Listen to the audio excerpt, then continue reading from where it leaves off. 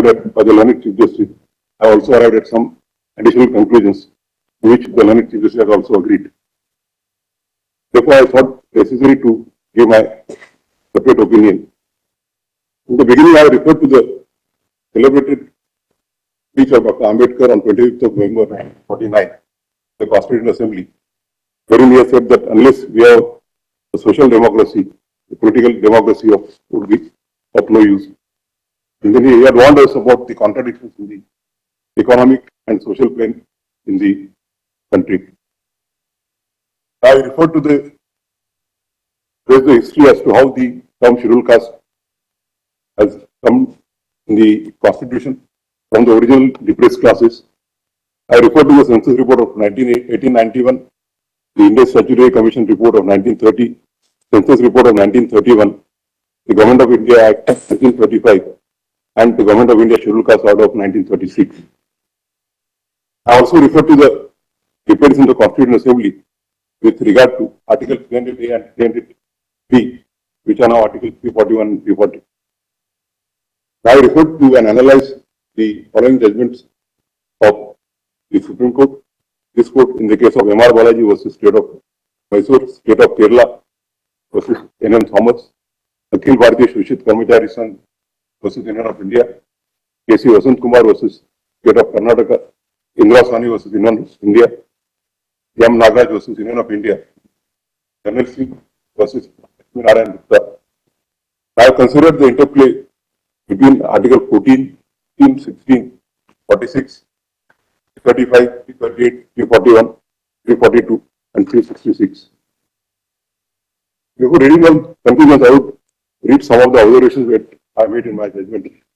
I have observed that the basic error that appears to have been committed in EVA Chinnaya is that it proceeds on the understanding that Article 341 has to do with the reservation of the seats. I already discussed herein above, Article 341 and 342 are only with regard to identification of the scheduled caste and scheduled tribes.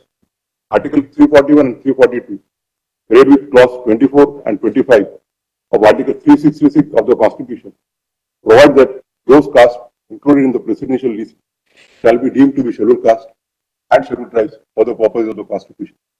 However, at the cost of repetition, I reiterated that Article 341 and 342 do not deal with reservation. The provisions of affirmative action, including reservation, the matter of public employment, are contained in Article 16 of the Constitution of India. I observed that, as already discussed herein above, this court in Indra Sawhney has held that further classification of backward classes into backward and more backward classes is permissible in law.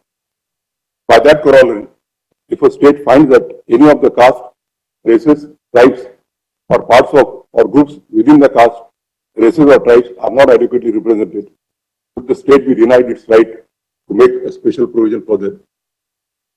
I find that, as has been observed by this court in various judgments, it is the duty of the state to give preferential treatment to the backward class of citizens who are not adequately represented. If the state, while discharging that duty, finds that certain categories within the scheduled caste and scheduled tribes are not adequately represented, and only the people belonging to of that category are enjoying the entire benefit reserved for scheduled caste and scheduled tribes, can the state be denied its right to give more preferential treatment for such categories? In my view, the answer would be in the negative, since the same would not amount to tinkering with the presentation list. No doubt that if the state decides to provide 100% of the reservation for scheduled caste to one or more categories enlisted in the presidential list in that state to the exclusion of some categories, it may amount to tinkering with that list, because in effect, it would amount to denial of benefit of reservation to those scheduled caste categories which have been excluded. In my view, that would in effect amount to deletion of the said categories from the presidential list notified under Article 341 of the Constitution, which power is exclusively reserved with the Parliament.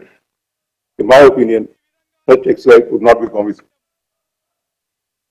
The ground realities cannot be denied.